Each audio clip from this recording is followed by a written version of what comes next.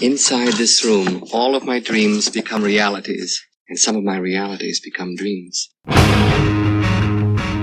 in the wide, wide world of sports is going on here? Alive! It's alive! It's alive! You are listening to The Wilder Ride, getting wilder by the minute. Here are your hosts, Alan Sanders and Walt Murray.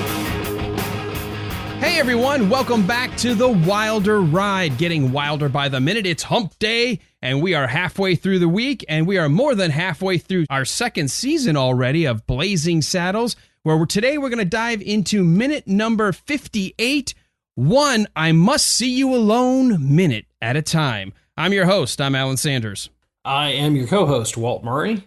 It's our pleasure to welcome back as our guest to join us in this conversation, podcaster Tierney Steele. Tierney, welcome back. They actually let me come back. Yay! I was like out in the driveway like, oh, I don't know. Hopefully this is still cool. Didn't overstep anything yesterday.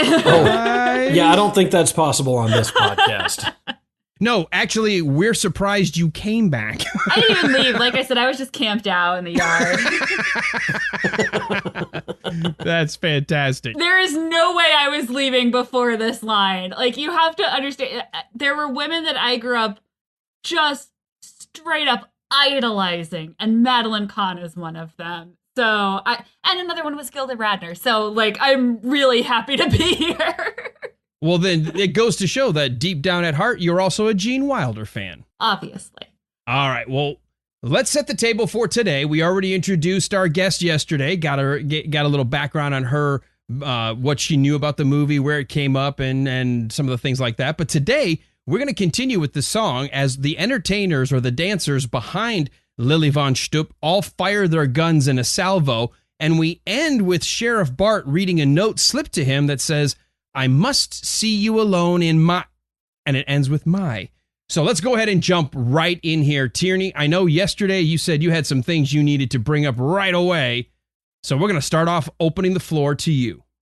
I've never seen a Marlene Dietrich performance. You've never seen Marlene Dietrich? I know that this is supposedly about, this is Dusty Rides Again, or like I've studied film. I'm aware of these people. As far as I know, Lili von Shtupp is the real thing.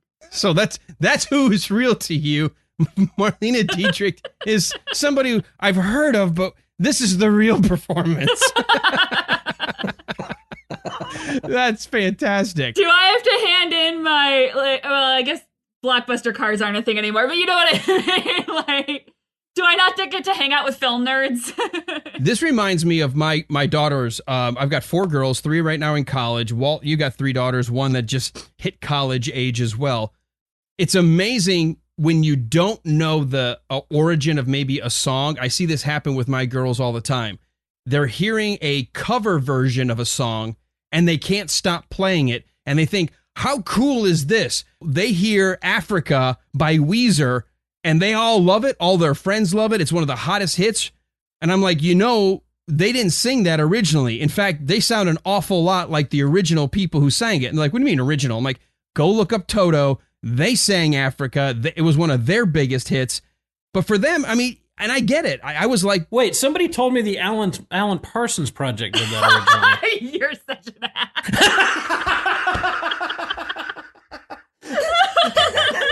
Tierney, I know you've got 2 podcasts, but would you want to come on as a third, maybe take on the role? But my host has tendered his resignation.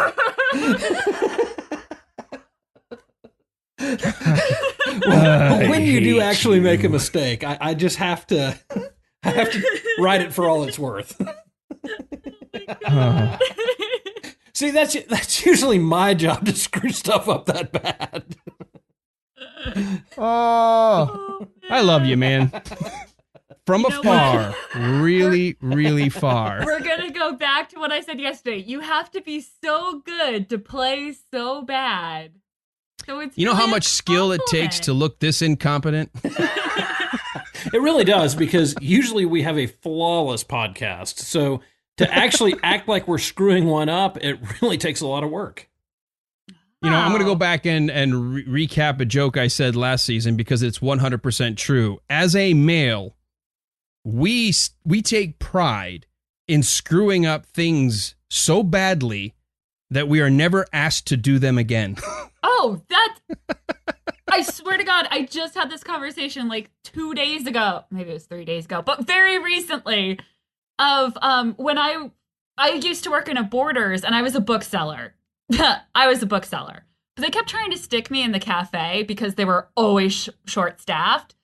And I hated it and wasn't very good. And my friend Joe, Borders doesn't even exist anymore. I'm throwing him under the bus. He was like, Tierney, just screw it up so badly that they will never ask you to go back. That's what I did. He's actually fantastic at making cappuccino foam. He just would like be so out of it. They're like, we can't ask him to go back there. And I literally like could not bring myself to do it. Oh my gosh. Like I wasn't good, but I could not bring myself to purposely, completely mess up so that they would stop making me go cover Tara's smoke breaks. And we just were talking about this the other day. He just moved and found a bunch of like old Seattle's best, travel mugs. So we were commiserating about the days back when you could say there. A very small subset of people listening to this podcast will know that when I joke, you can't have a party without turkey and Havarti. And no one else will like remember that was a sandwich that they sold. Well, I would have to guess. Oh my God, can we talk about Madeline Kahn now? Well, we can't really let this one go. But I would have to guess that the bar would be so low at a Borders cafe that you would really have to screw up to not even be qualified to cover smoke breaks. Wow. Yeah, it was before I started, so I don't know what he did, but I know he was never asked. But no, I have an actual way to transition us back into Blazing Saddles, because this is the minute when I was like talking about her performance, because I read Madeline Kahn's autobiography, and what I love is she was a singing waitress at Bavarian Manor, and so I feel like this, like she knew exactly what to do to be this caricature of something that she used to do for real. Wow. Now, I'll be honest, as much as I know about Madeline Kahn's film work, having not read her biography, I had no idea that that's kind of where I guess you take a chance to perform wherever you get, and had no idea that that's where she kind of started. Yeah, all right, so the things that I wrote down, she's originally a Boston gal, which I live in Boston now. But I'm so associated with New York City. Her mother wanted to be a singer, actress, something like that. And they moved there when Madeline was very young. So she's always been associated with the city. That's where she went to school. That's where she got her start. And I was kind of trying to remember. I didn't remember Bavarian Manor off the top of my head. I wrote down like Beer Hall Catskills or something. And so that's how she got her start, was in the summer working at this like restaurant that had singing waitresses and a Bavarian theme up in the Hudson Valley. And so she was, like I said, a trained opera singer, degrees out the wazoo. Like she was so her autobiography is called Being the Music, A Life, which first of all is just charming. But it also made me realize what a serious person she was, given that I only knew her from these outlandish Mel Brooks roles. Or Clue, which isn't Mel Brooks, but same idea. Like, I didn't realize that she was actually a very, like, I'm like hunching in my shoulder, like a contained, quiet person if left to her own devices. But the fact that she could pull this out of her to perform is just amazing and makes me really happy. And so many of her parts were comedies. She was in the Muppet movie. She was in High Anxiety. And she has such good comic timing. And, we saw it when we were looking at her in Young Frankenstein, of the amazing ability she has to play off of other comics and everything else. But then she is such a huge, straight talent. It really is mind-boggling. Now, have you guys, and this is coming out of doing MASH Minute, which is problematic in 2019. Yeah, this movie's not at all. No, this movie's easy. Yeah, but so have you discussed the slightly icky factor feeling of Mel Brooks auditioning her for Lili von Shtupp? We've touched on it. I don't know how much that's Hollywood gossip, but it seems pretty clear that it basically was like, let me see your legs. Yeah, you're in my movie. And she always referred to him, the word she used was dirty old uncle, but then there does seem to be this respect between them. Mel Brooks is quoted as saying, there is no better actress that I have ever worked with than Madeline Kahn. Mel Brooks loved Madeline Kahn. Oh, yeah. And you can tell when she talks about him that she loved him too. Like, it's not like, it's not a like, oh my God, casting couch thing. It's a general like, patriarchy thing. What we have to remember, this was her first audition for Mel Brooks, the first movie she did with him. She's gone on to do others, as we know, in terms of the filmography. But it's the story does go that as she walked in, he said, okay, first and foremost, before we do anything, I've got to see your legs. And she's like, oh, it's one of those kind of auditions? Well, screw you, and started to walk away. And he's like, no, I'm married. I'm happy. But this character is supposed to be a Marlene Dietrich kind of throwback, and I've got to make sure that you've got the right look to kind of capture it. She's like, oh, okay. And then she like lifted her skirt, and he's like, all right, you got the part. Yeah. Yeah. And for the record, Happily Married Man, I name dropped it last minute. To Be or Not to Be with Mel Brooks and Anne Bancroft, not the original, might be my favorite Mel Brooks movie. Really? I really love it. That's amazing. It is just working for me on all levels.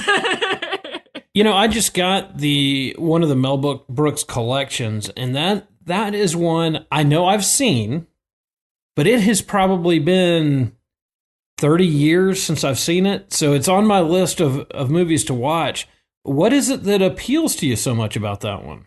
Anne Bancroft is amazing in it, first of all.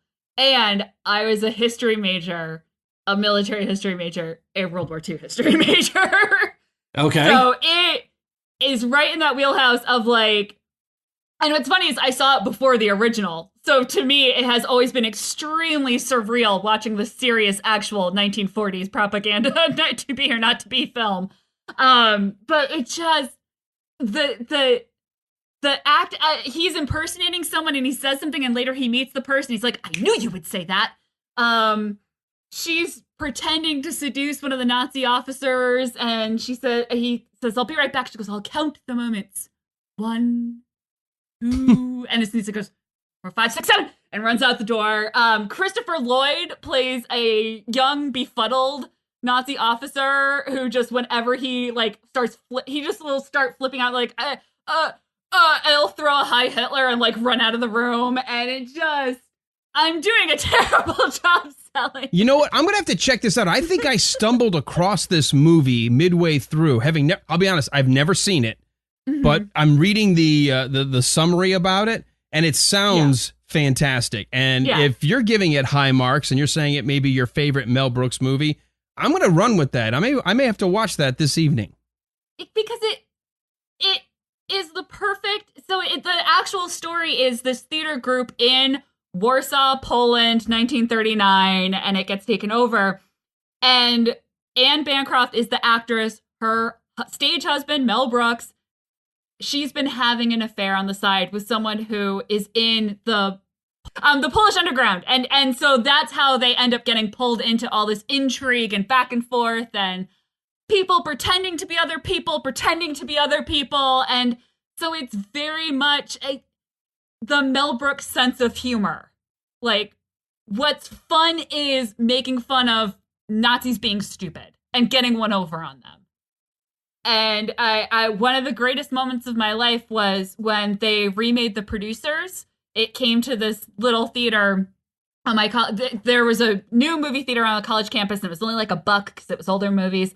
And I took, my whole suite went down, and my college roommate, who I love dearly, and who is an intelligent person, the lights come up, and we turn to her and go, so what'd you think? And she goes, I mean, parts of it were funny, but I just couldn't get on board with it. And I realized suddenly, to my horror, that she had not realized the producers was a satire.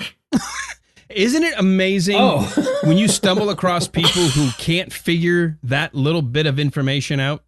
And it was just like, I mean, literally, like, I think it's the only time in my life my jaw has actually dropped because she tried to watch the producer straight. And so I always worry about people watching Mel Brooks movies and not getting that, like, and it's that horrible thing, but it's like, it's okay for Mel Brooks to do it because he's Jewish. And so there is definitely part of me that's like, a lot of people haven't seen it. It's not as much of a cultural touchstone as Blazing Saddles or Young Frankenstein. It didn't tie into a famous movie like Spaceballs did. So it doesn't get brought up as much, but I caught it, just like watching HBO or whatever some summer day. And I was just absolutely enthralled with it. Well, while you've been kind of giving us your history behind it, I just kind of did a quick look up, and I did not realize this is actually a remake of a 42 classic by Ernest Lubitsch, and it actually starred Jack Benny. So I'm even more interested in seeing Mel Brooks's take on the original movie that came out in 1942 of the same name. Which I had to watch in a class on, like, studying propaganda films of World War II, and I was just like beside myself the entire time. I'm just like, oh my God, but for real, this is a sad moment, but this movie is not. See, folks, this is why we bring the guests on the show that we have. I mean, where else were you going to get this kind of information? Well, and for your friends' sake, and maybe for others, if you're in a movie theater and it says produced by Mel Brooks, here's a hint. It's not an epic. It's a comedy. So just so you know. But you know what? Walt, we've run into people with this movie, especially today. The minute they hear a certain word or two that they've been told, this is something you never, ever, ever, ever, ever under any circumstances say. And it's like, well, wait a minute. If you're going to shut down and not realize the point of a satire, you're never going to understand why this movie is as great as it is. Yeah, that is true. And I guess, I don't know, maybe that's something that we should have emphasized a little bit more at the beginning too. But Mel Brooks is not he doesn't do any serious movies. They're all comedies. You know what? He did not have his Schindler's List like Spielberg did. Okay, I want to temper that. No, he does I want not. to temper that. You're right. It's not serious in the sense of a hard or heavy drama. Mm-hmm. But I would argue this movie specifically tackled probably one of the most serious and significant subjects you could, but did it through comedy to help keep the audience off guard and maybe walk away going, oh, crap. I shouldn't judge people by anything other than how they act. Oh, I agree with you. And we also talked about in Young Frankenstein that there are some very serious and weighty issues of the nature of humanity and science and a whole bunch of other playing stuff. God. And playing God that they explore in that movie under the guise of humor and comedy. But it is always under the guise of humor and comedy. I'm trying to remember what Spaceballs got into as far as deep subject matter goes. Money. Capitalism. Actually, capitalism. Merchandising, that may be the closest. where the real money's made. Merchandising. I would argue Spaceballs became, instead of satire, turned into just plain parody. All he was doing was mocking an existing genre, or certainly in terms of Star Wars, an existing franchise. Well.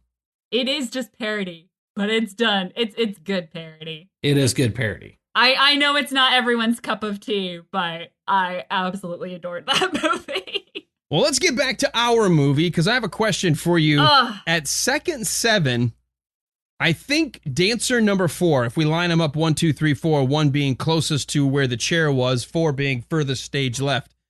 Right around second 7, I think he's thinking you're supposed to do a high kick here when everybody else is doing a back kick. Yeah, he definitely missed. Oh. Yeah, he's on the wrong dance step at this point. Look, they're doing their best. Yeah, this is another nice little bit of busy work for the dancers in the background until we get to her big flourish of a finale. Yeah, you wanted to talk about their pickle hobbles? Oh, yes. Let's talk about that because, Walt, we did a little bit of that in season 1, but here we are in season 2, and let's let our guest take a first stab at it. Well, and Tierney, you are our guest, and we are your host. Why don't you go ahead and get us started on the pickle hobble? Yesterday I got to butcher French. Today we can butcher German. Just say it fast and nobody will notice. There you go. Or you can say pickle helmet is acceptable too. This is to use the technical term, the pointy German helmets. You know, from World War I. They were discontinued in 1916 and replaced by the Stahlhelm, which is the Stormtrooper Star Wars inspiring helmet. I actually was really curious because I know one of you guys said in the last minute, like, oh, you're a rifle expert. And I realized I was just like, yeah, these are just stereotypical, you know, you've got some tall, shiny boots, got a lot of gold braid going on. Other than that, I mean, that helmet is there to tell you these are Germans. And I'm assuming that's because of Marlene Dietrich. And that's all I got. Okay. So if you actually know things about what's happening on stage, first of all, those guns are just like regular rifles, right? I mean, that looks like a 22 that someone has. I think those are just set rifles. Okay, but those are M1 Garens, which are very old style wood stock rifles that you would have learned how to use probably in 1936, getting ready for World War II. Yeah, and they were carried by the Americans throughout Europe. And one big thing about the M1 that was really a game changer for the war, the Axis were using rifles that were bolt action. So you'd fire a shot, then you have to rack the bolt, and then fire another shot. Right. With the M1, they were semi-automatic, so you could just keep on firing. And I think they were using 10-round magazines. So you could fire 10 rounds back to back to back to back without having to even rack the rounds or anything like that. So you could put a whole lot of fire on the enemy really quickly where they were having to rack rounds. Right. In fact, but they are heavy. It's a heavy, heavy, heavy gun. It is, but it was a very reliable gun for the most part. It was a solid wood stock. You could use it when you ran out of ammo. You could club somebody with it. Had a bayonet attachment for it. It did have a shoulder sling that you could put, so you could help put it on your shoulder and hold it. It's a .30 caliber service rifle that went into effect during World War II and stayed into effect through both Korea and part of Vietnam. A lot of folks still had the M1 around, while a lot of movies will see the M16, but they still had the M1 Garand in effect all the way through to the Vietnam War. And you're right, well, it had a semi-automatic capability where you could actually load a clip, and that clip actually would load up inside underneath just underneath the stock there, and you would then, once you racked it once until that clip was empty, you would have fire. And I'm trying to see how many rounds. That's the one thing I didn't look up, is how many rounds you could put, because I thought they had different size, but I think the standard clip might have been a 10-shot clip. Yeah, I'm not positive, but I think it's a 10-round magazine. Yeah, I'm trying to see if I can find that quickly, but I will tell you, it did not exist in 1874.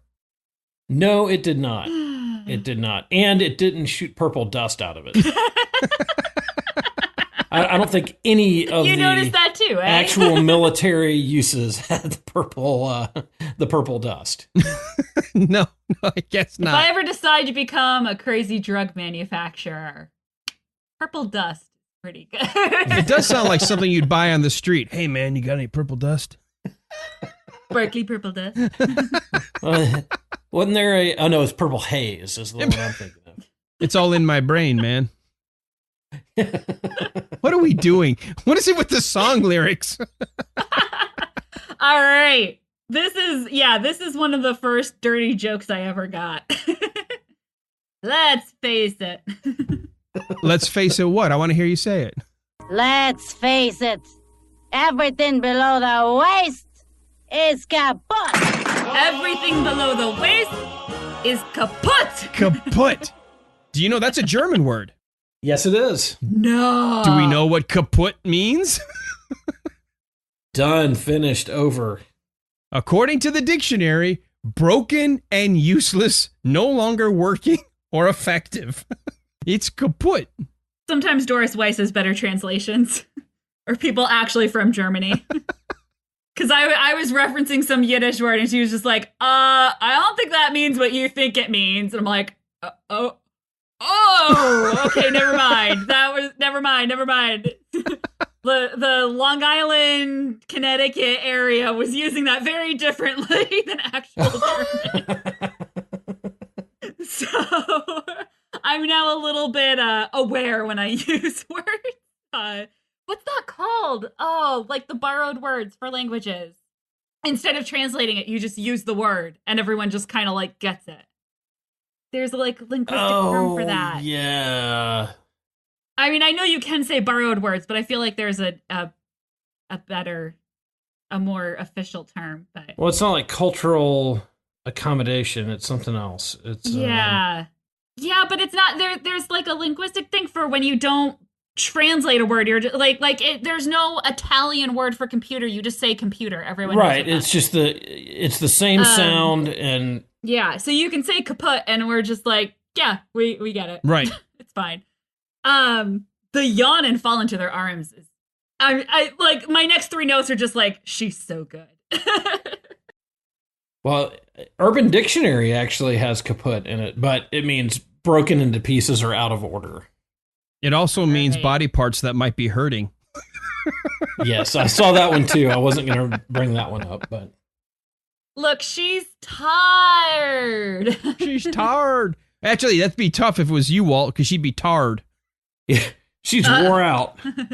Where are you from? If just enough of the twang.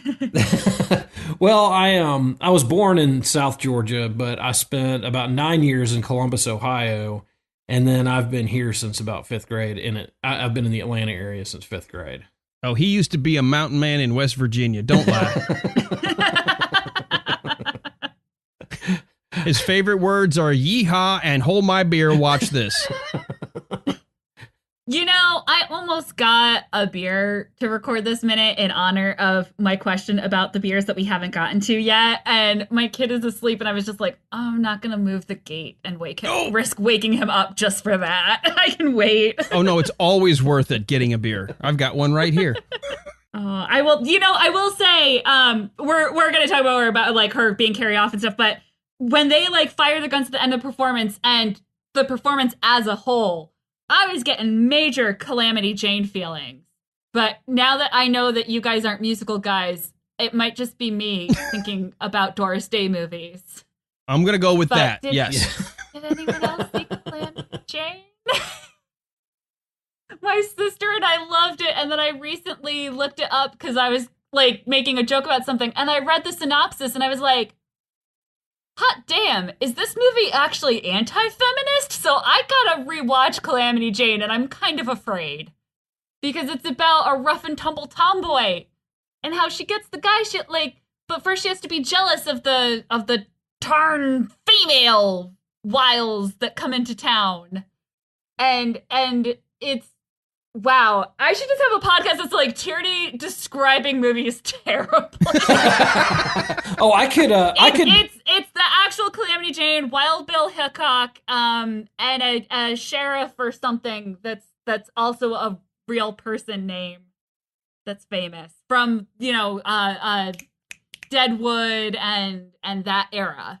Now, I don't know if you know this. Historically, Calamity Jane swore she and Wild Bill were a thing.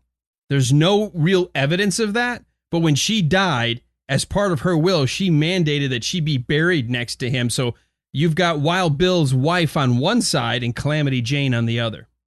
Yeah, so That just sounds like someone determined to have the last laugh, and it sounds like it worked. Good on her. So I recently found out I am actually a distant relative of Wild Bill Hickok. And based on our family, I would say that is not out of the realm of possibility. He has the reputation of being quite the I don't know. He never had great judgment when it came to things like that. So I can see that happening. Okay. All right, here.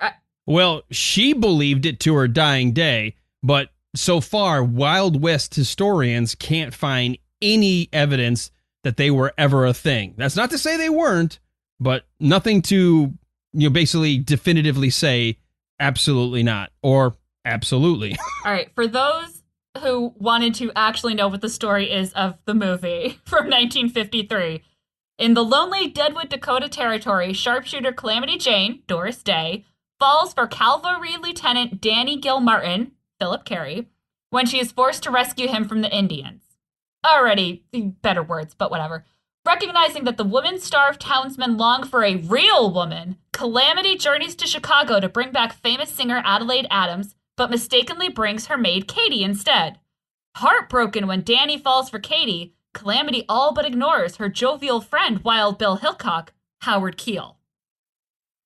And people sing and fall in love and fall out of love and become friends and compete. And it's, if you're, a little girl watching TV, it's a grand old time. But there's a song called A Woman's Touch when they're cleaning up the rooms that my mom liked to sarcastically sing at us when we were, pigsty teenagers.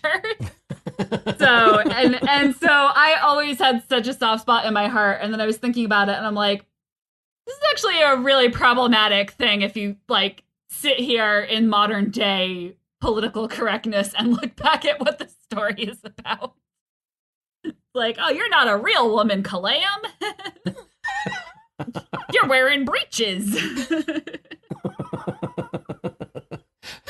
But it's the same thing where, there's Katie ends up performing in this little saloon hall and everyone's shooting the guns and she's scared and she's in the lingerie and it's the same, it's portraying the same time. So it was really taking me right back there, except that Lili von Shtupp is just so in her element doing this. That little smile when they carry her off, then she carries back out, and she's laughing as they carry her off again, and it just went straight to my heart. I love the fact that she almost breaks character. She's just had such a good time finishing up this number. I wondered if that was breaking character, because especially the camera angle, I'm not an actress, but I wouldn't assume that I was still on camera at that point. Oh, to me, it looks like a giggle. It looks like, oh my God, this has been so much fun running this little scene and falling these guys and running off stage. Yeah. And falling into people's arms like that is hard. I've had to do that before. And trust falls get made fun of, but it is kind of scary. Well, she definitely does this thing where she puts her arm out and does a slow-mo fall. Yeah. And waits for the guy to grab her arm. And when she feels it, she kind of gives in a little bit more, but as the other guys kind of get in place. It's one of those things where the eye makes it maybe look like it's happening faster because the guys move very quickly to get in position while she's doing that slow-mo fall. That's true. Well, because I think it's just because you see the guy all the way stage left is gripping her legs and he kind of almost drops them for a second to get a better grip. Right. Now, I don't think I've got this accurate because I went by sound effects versus puffs of smoke. According to what I wrote down, I'm assuming the guys behind her were using blanks, but I'm assuming the cowboys in the audience are not shooting blanks. You've got a minimum of 27 bullet holes that are in the roof of this theater. Mm-hmm. Oh, this poor theater. Which makes me wonder, maybe they weren't firing blanks. Maybe they're just like, well, this is fine. Well, Walt, if these are cowboys watching a show, they're not loading their gun with blanks to just say, cheer, cheer, hit, this is their way of saying, what a good show. They're literally shooting holes in the ceiling. Yeah, they're putting 45 Colt rounds through the roof. So wait, wouldn't it have been a tin ceiling? Isn't that a thing? Okay, so it could have been one of three things. It could have been 10. I would say that's a possibility. The other thing it could have been is a sod roof. And probably in a building that big, it wouldn't have been, but a lot of times it would have just been wood. So, and wood was probably the easiest one to deal with in a building that big. So, could have been 10 if 10 was available, but I would say a better chance it was just thin wood boards. Okay. I was going to say, I know very little about firearm safety.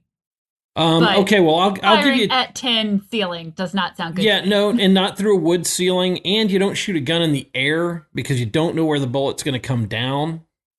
There's a lot wrong with this. So, I will just tell you, I've been around guns my entire life. Don't do what they're doing. Gunshots inside are not good. Gunshots through your roof are not good, and gunshots in the air are not good. The trifecta of inappropriate behavior. Yes, these are all what we call dangerous. Well, depending how thick the wood is, unless it's more than 4 inches thick, most of what I've read about a 45 caliber Colt could shoot through 2 to 3 inches of wood without a problem. It would definitely shoot through tin without a problem. So it made me think that unless it's more than 4 inches thick, which, by the way, that'd be 4x4 posts, lining the roof, which is highly unlikely. They are shooting definite holes in the roof of this theater. Yeah, and what goes up must come down. Well, at least they're all inside.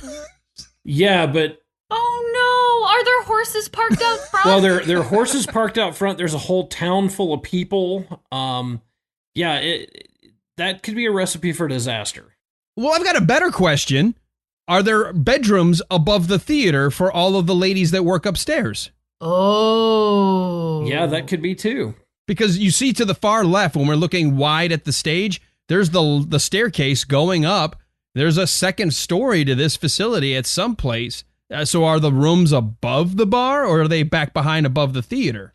I'll fix this so that no one has to die. The front part where they're sitting is only 1 story, and then you have the stage and rooms built over that. And so you have that flat area on front. Maybe this room is also 2 stories, but it's a high ceiling. The room itself doesn't have a second floor. It is just 2 stories high for the theatrical area. And then, like you said, above the theater, above the wings there and above the stage, that's where the actual rooms and stuff are for this saloon. Well, the other danger they've got there is they've got 2 chandeliers, and of course they wouldn't have electricity at that time, so those chandeliers would have gas or oil in them. It wouldn't be gas; it'd definitely be oil. Oil to light the candles, or to light the wicks. So, if you put a bullet through that, and there's a open flame right there, you're going to have a real disaster on your hands. Also, I mean, haven't any of these people seen Phantom of the Opera? Like, you got to be careful around chandeliers. Yeah, he could be coming in and hiding to watch the show. Let's get to the guys bringing her back in during this gunshot volley. She suddenly doesn't look as happy coming back on stage as she did leaving. Like, what the hell are you bringing me back on stage for? These guys are shooting. And I think she's just done. But she is pretty pleased when she does her her bow. But I mean, you see like her facial expression.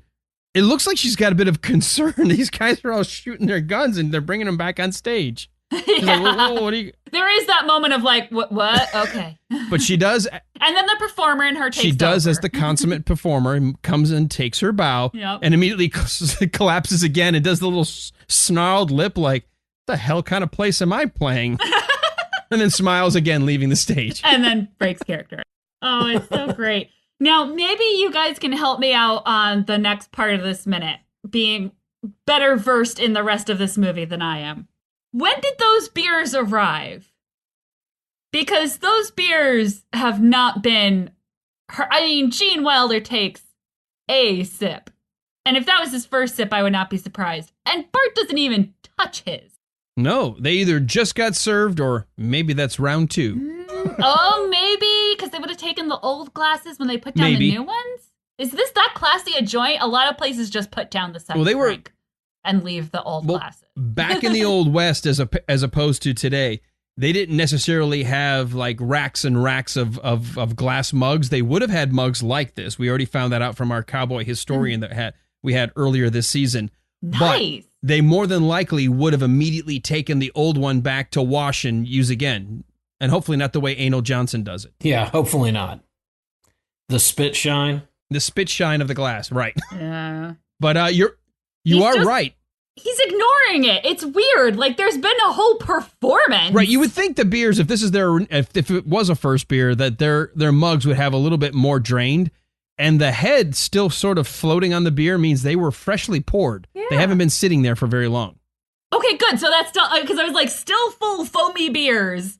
Again, I don't know much. Like, yes, I have shot a rifle at a target. Yes, I have had beers, but like, I don't consider myself an expert. So I'm just watching this being like, well, maybe there's something I'm missing. No. It's either this is their second round or they only just got served as the song comes to an end. Now, I want to do this very quickly. I like to come back to the script because we've got the official Blessed Shooting script that I like to refer to.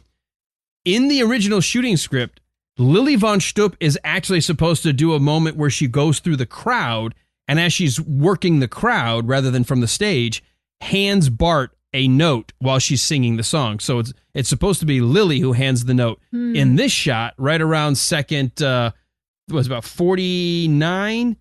Let's see, right about second 50, we see a sleeved hand come into the frame, hand over a note and leave, and it doesn't look like it's a woman's hand. No, this looks, I didn't know that, because she works the crowd from the stage at first. Right. I wonder if it was just too complicated to have her get off and walking around and stuff. Well, I waited till the song ended to kind of go through what was originally written until Mel Brooks rewrote the song before shooting this scene. The song lyrics were going to be as followed. I'm tired, sick and tired of love. I've had my fill of love from below and above. I'm tired of being admired. So tired of love uninspired. I'm tired. Seems pretty consistent so far. Then, of course, there's always the chance of finding a womance with a stranger. All at once, with a start, love kidnaps your heart.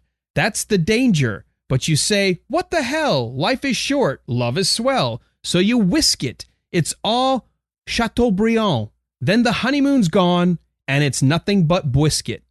Okay. I don't like that version. No. I like this one better, but you know what?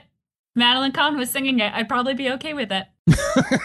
Now, Walt, we don't see him, I don't think, in the scene. According to the script, Gabby Johnson was supposed to be in the crowd, and when she says the lines about finding womance with a stranger, Gabby Johnson goes, Revid.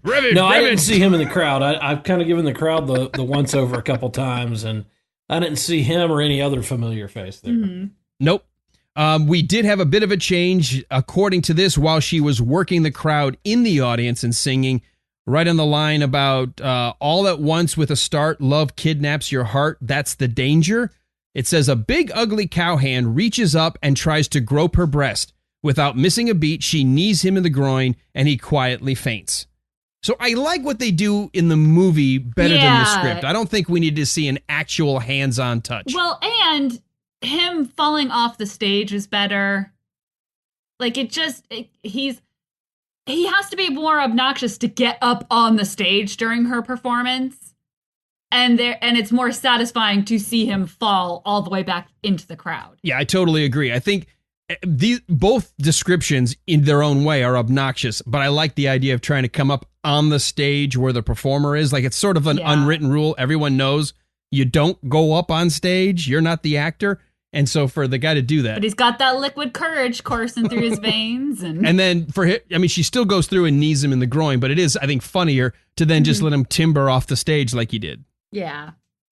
Plus, and then after, okay. Yeah. No, I was just going to say, like, so the idea, because originally when you said that, I was picturing someone, sitting there reaching up as she walks by.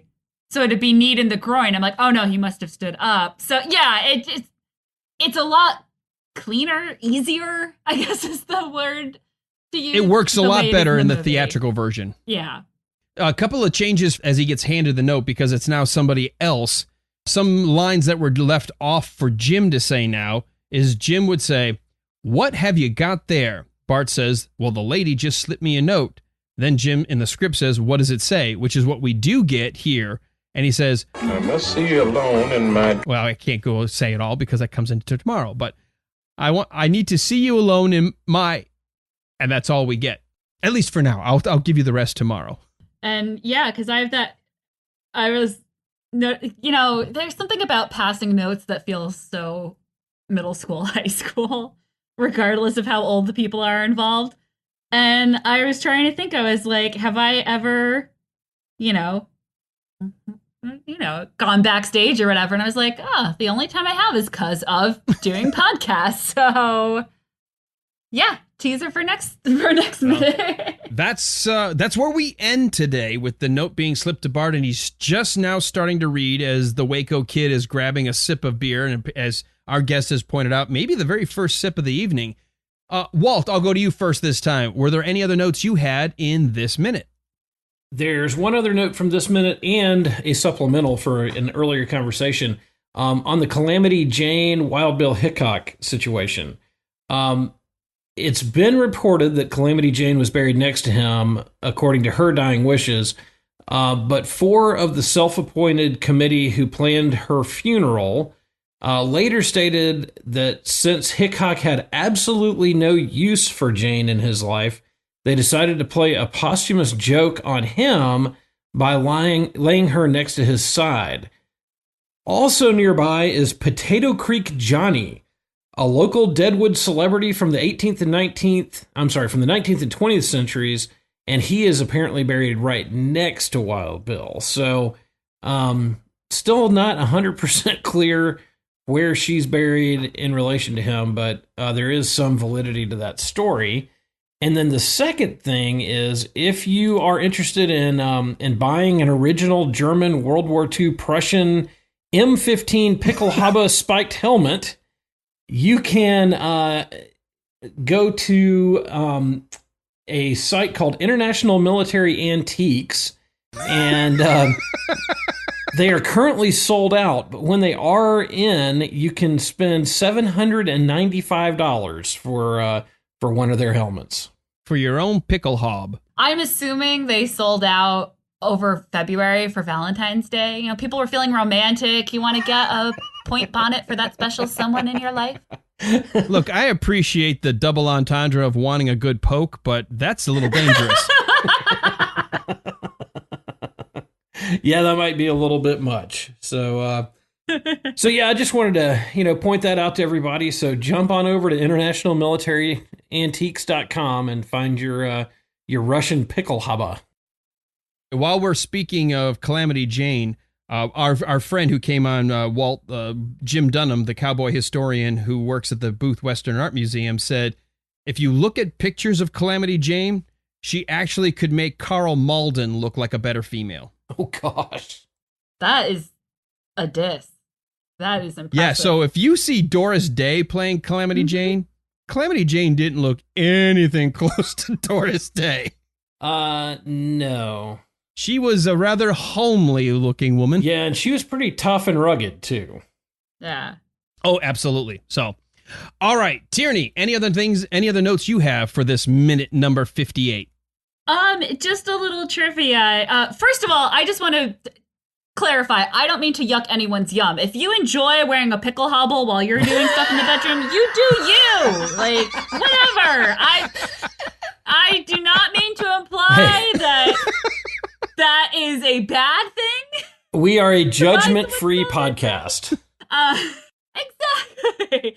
And the only thing that I had written down for today that I didn't say is Madeline Kahn. Kahn was her stepfather's last name that she took. Her birth name was Madeline Gale Wolfson, which is just like a cool last name. So I just wanted to throw that out into the world.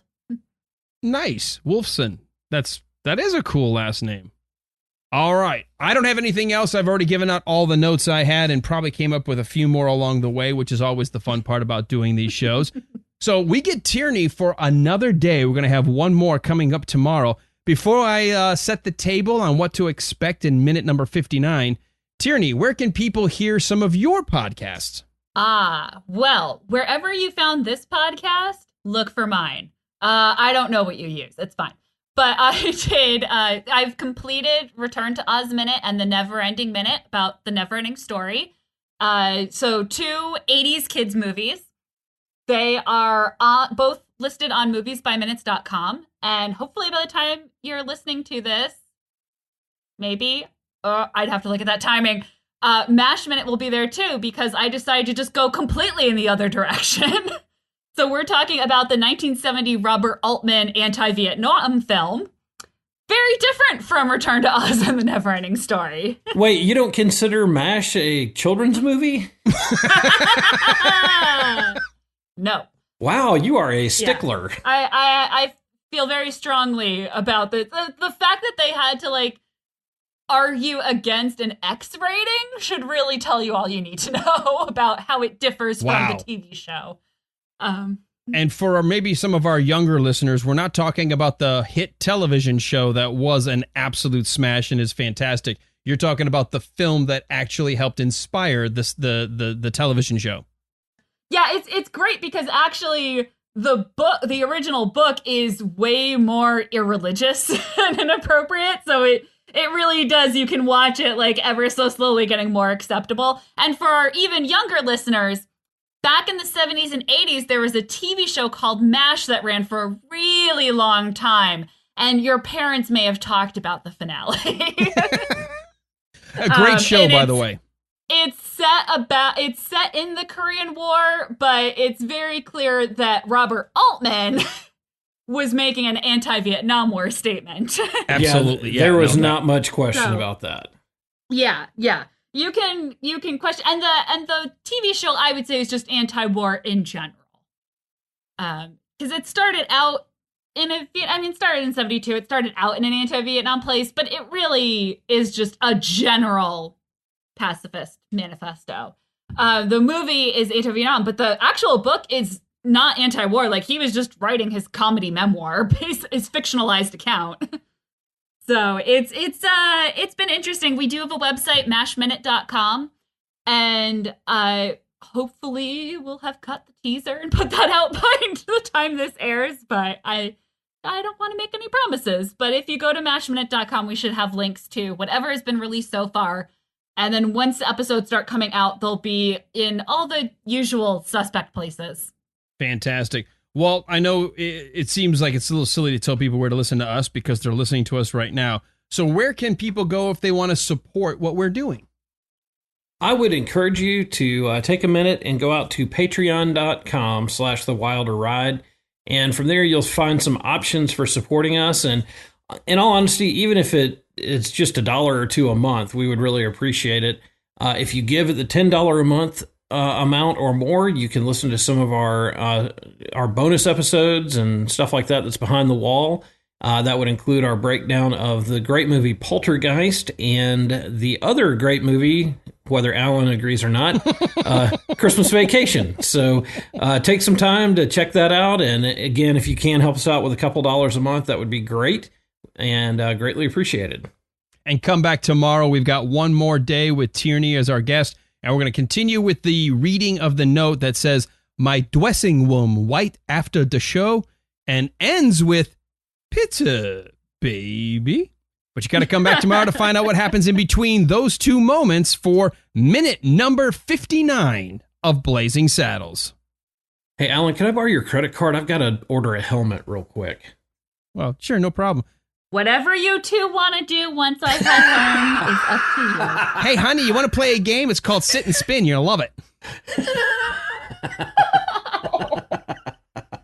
That's awful.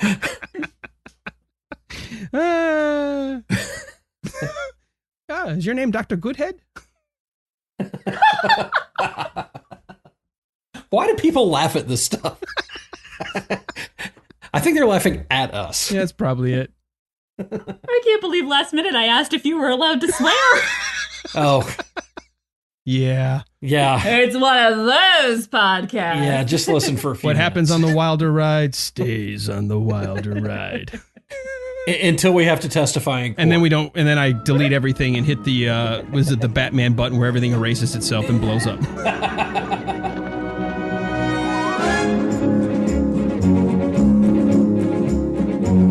They didn't sing it originally. It was the Alan Parsons Project. And they're like, what? To them, this is the only version of the song they know. So for you, this is the only version of this kind of character. The Alan Parsons Project? Sorry, I meant Toto. Toto. Toto. Okay, let me. I was like, did Alan Parsons Hold on. Project do that? I know. I was I like, have- you just blew my mind. Wait a minute. The only way I can fix this is I've got to re-say that whole line because there's no I think fucking we're way good. I can fix that. I think we're good. No, let me do it again. Just No, hey, I'm the one who edits this shit.